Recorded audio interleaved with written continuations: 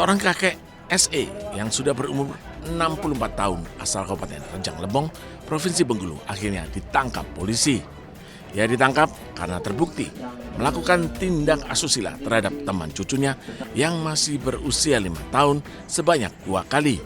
Dari tangan pelaku, polisi menyita barang bukti berupa pakaian yang dikenakan korban saat pelaku melakukan aksi bejatnya. Kejadian bermula saat korban dan cucunya sedang bermain di rumah pelaku. Kemudian pelaku menyuruh cucunya untuk membeli jajanan di sebuah warung. Pelaku lalu melejakkan korban. Pada aksi kedua, perbuatan pelaku ada yang melihat sehingga diceritakan kepada warga.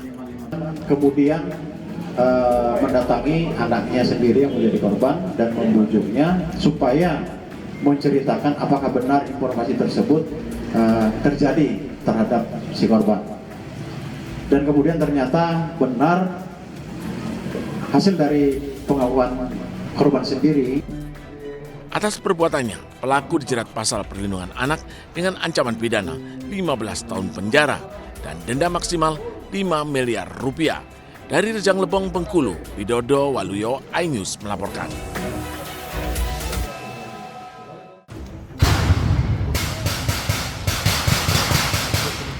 Rombongan Komnas HAM Papua ditembaki kelompok kriminal bersenjata saat turun ke Sungai Rawara, Distrik Mokonat, Teluk Bintuni, Papua Barat.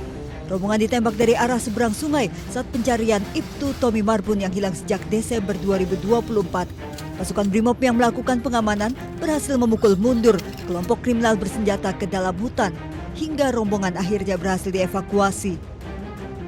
Kurang lebih pas jam 7:10 kami ditembak oleh kelompok sipil bersenjata. Kami berlima, syukur bisa selamat melakukan perlindungan diri, 4 kali ditembak dan syukur mendapat perlindungan dari anggota Brimob melakukan tembakan balasan dan kami bisa selamat. Aparat terus menggelar operasi pencarian Ibtu Tommy Marbun yang hilang sejak Desember 2024. 510 personil gabungan diterjunkan dalam operasi AB Moskona tahap 3. Mantan Kasat Reskrim Polres Teluk Bintuni, Ibtu Tommy Samuel Marbun hilang sejak Desember 2024 usai kontak tembak dengan KKP Papua. Dari Teluk Bintuni, Papua Barat, Chandri Suripati, iNews melaporkan.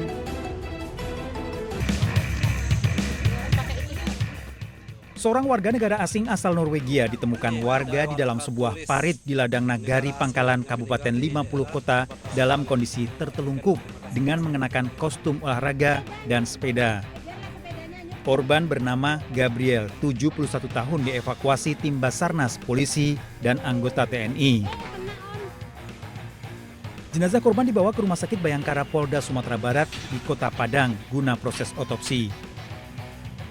Menemukan pada pukul 07.30 warga tersebut melaporkan kejadian tersebut ke Wali Nagari Mangilang, dan Wali Nagari Mangilang melaporkan kejadian tersebut ke Kapolsek Pangkalan. Diduga korban terjatuh saat bersepeda hingga ditemukan sudah meninggal dalam kondisi mengapung. Pihak rumah sakit masih menunggu kabar kedatangan pihak keluarga untuk penanganan lebih lanjut. Dari Kota Padang, Sumatera Barat, Budi Sunandar, iNews melaporkan.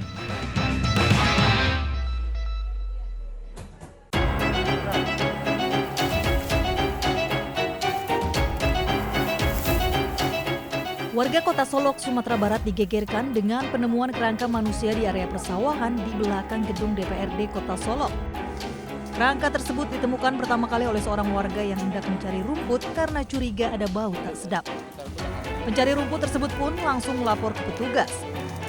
Petugas kepolisian dari Polres Solok Kota mendatangi lokasi dan melakukan proses identifikasi jenazah korban. Korban yang diketahui bernama Ujang, warga Kampung Jawa, Kota Solok, ternyata sudah dilaporkan hilang lebih dari 1 bulan. Ia tak pernah kembali ke rumah usai membeli beras di warung. Kasus ini pun dalam proses penyelidikan kepolisian Polres Solok Kota. Dari Kota Solok, Sumatera Barat, Budi Sunandar, iNews melaporkan.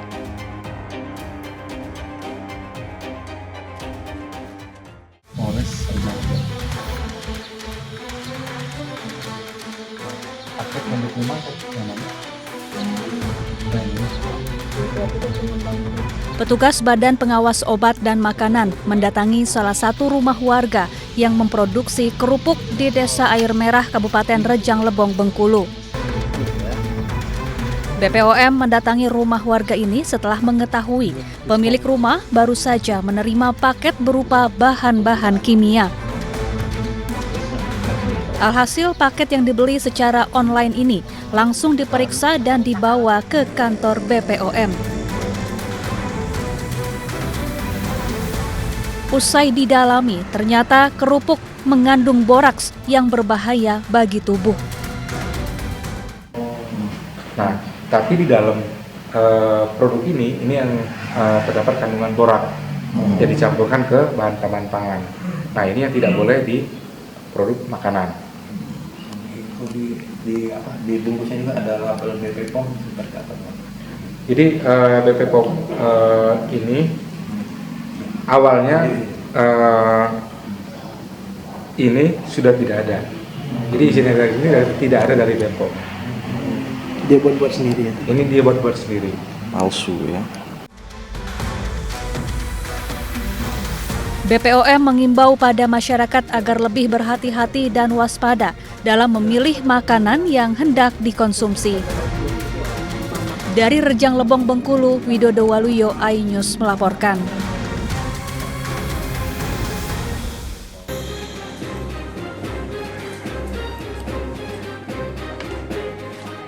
Satreskrim Polresta Mataram menetapkan pimpinan salah satu pondok pesantren di Kecamatan Gunung Sari, Lombok Barat berinisial AF 60 tahun sebagai tersangka pencabulan.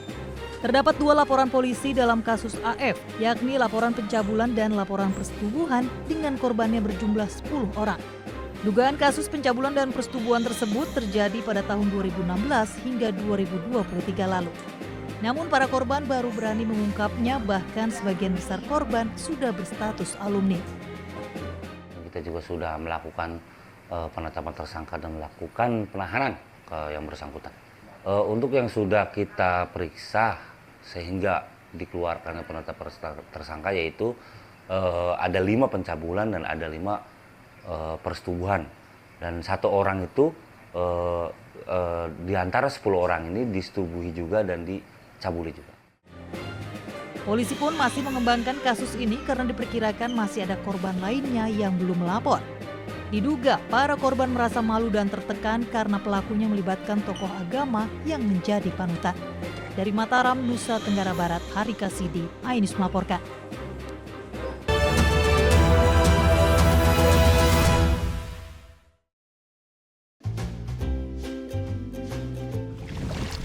Weh, Dok, kenapa ya?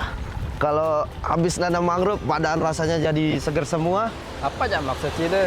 Ya kan, kita nanam mangrove, kita jaga lingkungan, aktivitas tubuh, bikin badan jadi sehat. Kirain apa sih ini, Jak? Intinya, apa yang saya kasih tahu tadi itu, kita harus jaga dengan baik-baik. Nggak kayak kemarin saya lihat orang beli rokok ilegal, padahal itu sangat bahaya itu. Emang kenapa? Kandungannya nggak bagus ya? Jadi, rokok ilegal itu sangat berbahaya buat kesehatan kita. Iya juga sih. Iya, tanya dong, kenapa? Emang kenapa? Pertama, rokok ilegal pengawasannya nggak jelas. Kedua, rokok ilegal itu tidak membayar pajak, dapat merugikan negara. Iya juga sih, masa kita udah melestarikan lingkungan, jaga kesehatan, masa mau dirusak rokok ilegal? Oleh karena itu, sekarang kita harus pilih rokok yang jelas legal. Kayak cari jodoh, masa mau yang nggak jelas? Iya, benar gitu dah. Apa kalian ketawa-tawain tadi? Iya, ini kita ngomongin jodoh. Salah, rokok ilegal. Nah, pas kemarin saya dapat penyuluhan terkait dengan rokok ilegal. Salah satu di antara ciri-ciri rokok ilegal itu tidak ada pita cukai dan harganya lebih murah. Oh gitu. Makanya rokok itu yang pasti-pasti aja, sama kayak cari jodoh. Tutor dong gimana cari jodoh yang pasti, Pak. Nah itu nanti kita bicarakan. Berapa SKS? Berapa SKS, Pak? The Great Prime Time. Apakah lurus? Benarkah Lapak perkara yang akan kita hadapi? Jadinya kita jadi. Tapi saya mengatakan. Tapi masalahnya Endorsement. Anda harus saya nggak kalau nggak percaya. Karena kalau kamu yang buka ya. Saya Aiman Wicaksono, inilah. Rakyat bersuara, Selasa pukul 7 malam. Kasusnya ini yang bermasalah. Kabur aja dulu. Kegelisahan. Jadi pendatang haram. Bukan nasionalisme kalian. Res Narkoba Polda Riau, anggota TNI. PHK. Presidennya teman. Taidian Rabu. The Prime Show. Rabu pukul 8 malam. Ada pergantian lambat. Saya tidak percaya. Dari presiden di sana itu belum bukti. Saya membaca tidak ngomong juga. Saya Anisha Dasud. Dan saya Aryo Ardi. Interupsi Kamis pukul 8 malam. Yang menjadi prioritas. Respon mereka para Apa aja? Semuanya. sudah nggak boleh pendamping itu Supaya tidak pandang bulu. 30 menit bersama Kabinet Merah Putih setiap Jumat. Only on iNews. Inilah banyak sekali peristiwa besar yang terjadi dan menjadi Oke. Wajib saya ada pergantian lambat. Saya tidak percaya. Dari presiden di sana itu belum bukti. tidak Itu hal yang wajar. Siapakah raja kecil yang dimaksud? Tidak ngomong juga. Konsumen korban lagi nggak dapat barang sekarang kita. Nah, ini pengawasannya juga lemah. Ya Prosesnya belum selesai. Kan ada mengoreksi. Dialihkan ke tempat lain. Jangan dipotong, Bang. interupsi hanya di iNews. Saya Diandra Mukti. Anda menyaksikan The Prime Show. Investigasi eksklusif. Apa yang melatar belakangi? Meragukan nasionalisme kalian. Kabur aja dulu. Menyebar kemanapun. Luar biasa. Mengupas isu-isu terhangat. Kerja di luar negeri, bawa narkoba dari serang anggota TNI. Penyelidikan. Semua tanya akan dijawab dengan tuntas dan berkelas. Makin viral. Pelanggaran syariat Islam. The Prime Show setiap Rabu pukul 8 malam. Update informasi terlengkap menuju prime time berkualitas bersama iNews. Selamat sore pemirsa. Sukatani. Ramadan. Takjil. Sahurnya. Hari tua. Puasa. iNews sore setiap hari. Tahajud. Hotelnya. Kartu. Pembunuhan Sri Teks. iNews Room setiap hari. iNews Prime 1 Ramadan. Penumpang bersenja. Dugaan pengoplosan. iNews Prime Senin sampai Jumat. Wilayah malam. Nah, profesi. Jawa Tengah. Gonggongan. iNews malam setiap hari. Hanya di iNews. Kami menghadirkan beragam informasi menarik dan terkini terkait kebijakan hingga kegiatan para pemimpin bangsa dari Presiden, Wakil Presiden hingga Kabinet Merah Putih. Pemimpin Rakyat Senin hingga Jumat pukul 12:30 siang. Update informasi terlengkap menuju prime time berkualitas bersama iNews. Selamat sore pemirsa. Sukatani. Ramadan. Takjil. Sahurnya. Hari tua. Keluarga. Negara. Puasa. Masjid Intas. Silatin listrik. Jaya Ancol. Garuda. iNews sore setiap hari. selamat datang di iNews Room. Korban hanyut, warga panik, puluhan rumah Hipotermia. Akar tumpukan. pembunuhan. Pertamina membantah PT Sri Teks Menaker. dan keluarga. Skema oplosan tuh nggak ada. iNews Room setiap hari. Inilah iNews Prime 1 Ramadan. Sholat tarawih perdana pertama Sejumlah penumpang bersenja. dan pilot Menyakitkan. pengoplosan Harus meninggal dunia. 5 dekade. iNews Prime Senin sampai Jumat. Wilayah malam 1 Maret 6 profesi guru. Polda Jawa Tengah dan penggelonggongan Sehingga gagal menyalip. Rp2.000 sholat tarawih forum and kernas anak Israel. iNews malam setiap hari. Hanya di iNews. The Great Prime Time. Kasus yang akan kita hadapi. Kita jadi masalahnya. Harus Anda kalau nggak Rakyat bersuara. Topik ini yang bermasalah. kabur aja dulu. Kegelisahan. Bukan nasionalisme kalian. The Prime Show. Ada pergantian lambat. Itu belum bukti. Tidak ngomong juga. Interupsi Prioritas. respon mereka Semuanya. 30 menit bersama Kabinet Merah Putih. Only on iNews. Suara tak layak dibungkam. Intelektualitas perlu diuji. Integritas butuh konsistensi demi demokrasi yang hakiki. Suarakan kejujuran demi keadilan menuju kebenaran. Saya Aiman Wicaksono, saatnya rakyat bersuara.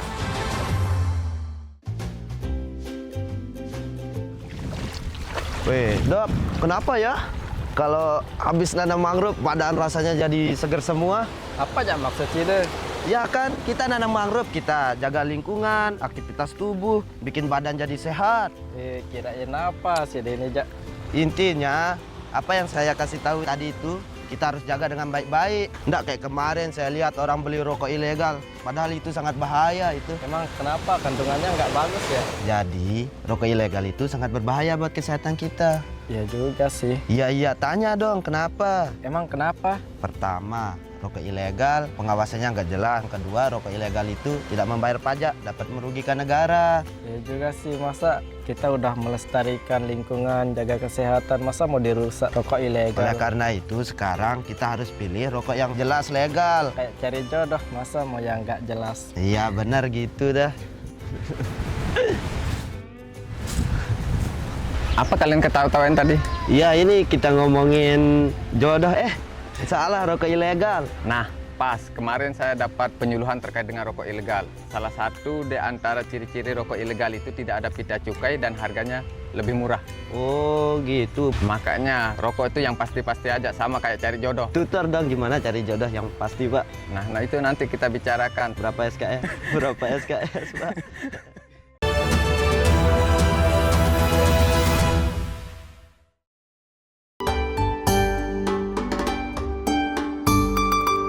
Inilah seni kaligrafi Jepang atau yang dikenal sebagai sodo.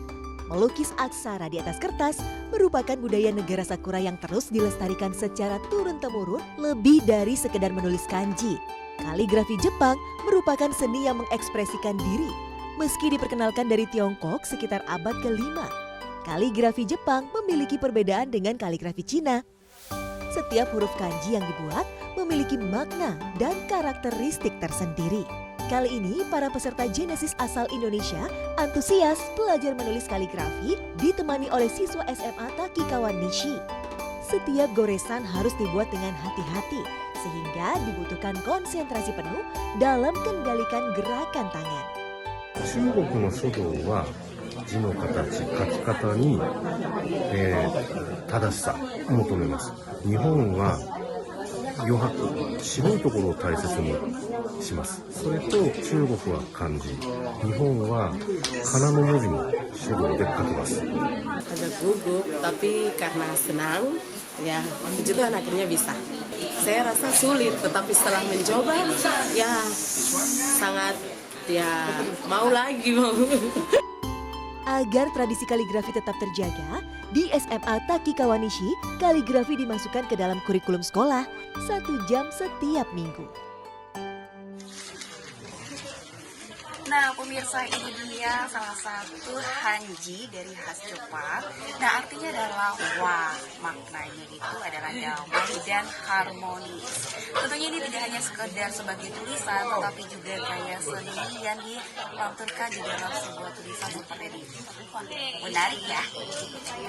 Dengan belajar kaligrafi Jepang, diharapkan bisa mempererat persahabatan Jepang dan Indonesia melalui seni budaya. Dari Takikawa Prefektur Hokkaido, Jepang, Steviani Sirait melaporkan.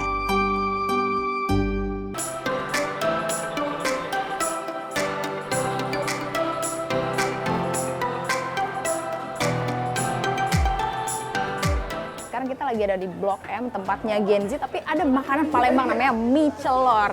Nih dia, tuh. Langsung aja ya sobat makan, serbu makan, borong, let's go! Mie celor selalu diburu pecinta kuliner Palembang karena mampu mengobati rindu makanan khas Palembang dengan rasa yang bikin ketagihan. Mie celor merupakan hidangan yang diseduh dengan kuah panas, perpaduan santan dan kaldu udang. Semakin nikmat disajikan dengan telur rebus, toge, dan kucai.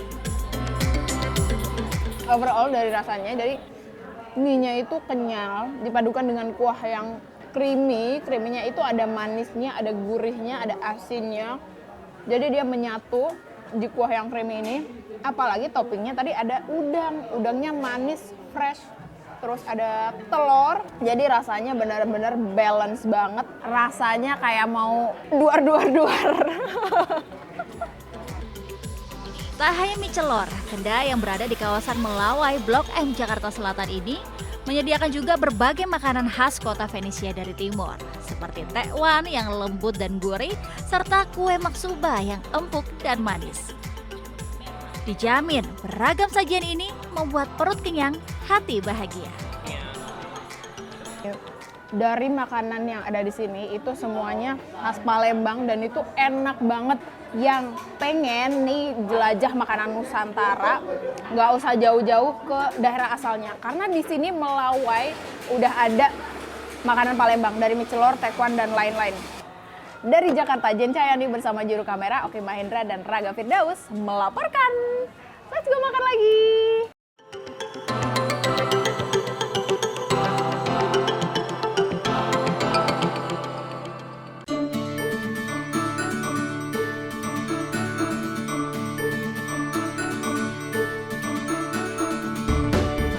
Yang suka jenang silahkan merapat. Lokasinya ada di Pasar Lempuyangan, Yogyakarta. Meski berada di dalam pasar, namun jenang Bu Gesti sangat legendaris. Bahkan sudah diteruskan generasi kedua. Soal cita rasa yang khas tak perlu khawatir. Penerus jenang Bu Gesti tetap mempertahankan resep asli warisan sang ibu yang berjualan sejak tahun 1950.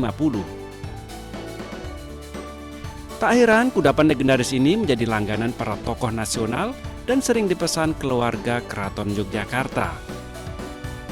Hingga saat ini, warung Bu Gesti tetap mempertahankan 4 jenis jenang, yakni jenang candil yang terbuat dari tepung ketan, jenang sumsum putih dan coklat, serta jenang mutiara.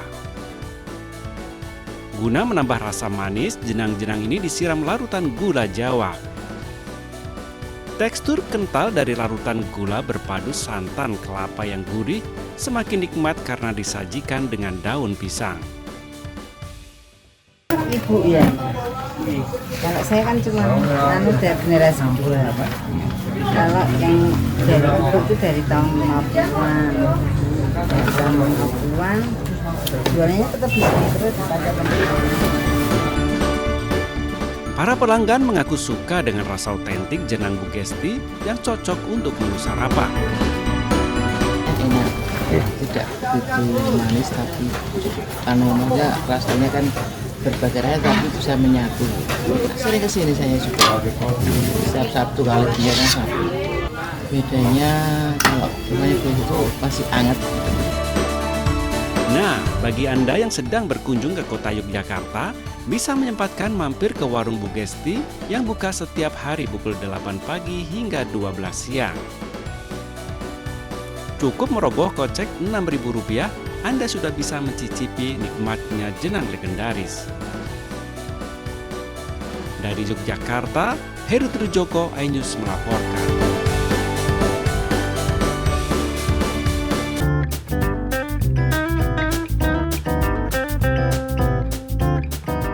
Beragam sajian olahan ikan dan udang begitu menggugah selera para pengunjung di salah satu resto di tepi jembatan Kreo Sendang Agung, Minggir Sleman, Yogyakarta ini. Dengan konsep indoor maupun outdoor, pengunjung dapat menikmati kelezatan sajian kuliner unik dan langka. Di antaranya udang gajah bakar, unagi bakar, udang raja, dan kari ikan bawung jumbo. Udang gajah bakar merupakan udang air tawar berukuran jumbo yang dibakar dengan tambahan bumbu pilihan. Sedangkan udagi bakar merupakan ikan sidat air tawar yang lembut dan lezat. Sementara ikan baung kari diolah dengan bumbu kari spesial yang begitu nikmat disantap saat hangat. Untuk porsi di sini jumbo semua, tapi untuk rasa pastinya sangat medok karena rempahnya sangat banyak sekali di sini. Pemandangan alam bentangan Sungai Progo dan Jembatan Kreo yang menghubungkan Kabupaten Kulon Progo dan Sleman, serta keindahan panorama perbukitan Menoreh selalu setia menemani pengunjung bersantap. Dari Sleman, Yogyakarta, Gali Wisma, iNews melaporkan.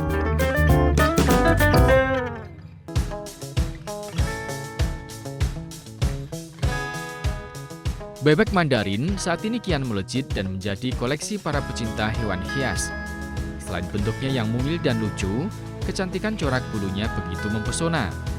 Unggas air dari daratan Cina ini sebenarnya mulai langka karena sulitnya sistem reproduksi.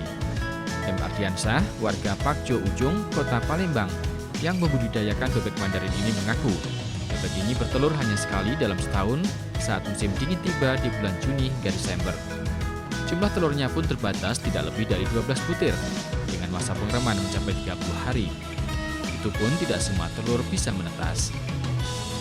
Budidaya bebek Mandarin sebenarnya tidak rumit. Bebek cukup ditempatkan di kandang yang menyatu dengan kolam dan disiapkan pakan dari biji-bijian dan sumber protein lainnya. Perawatan khususnya nggak ada yang terlalu ya.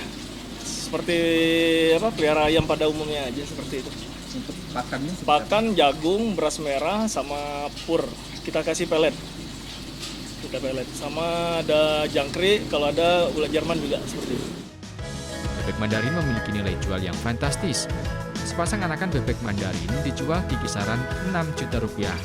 Sedangkan untuk indukan, harganya bisa mencapai 15 juta rupiah per pasang.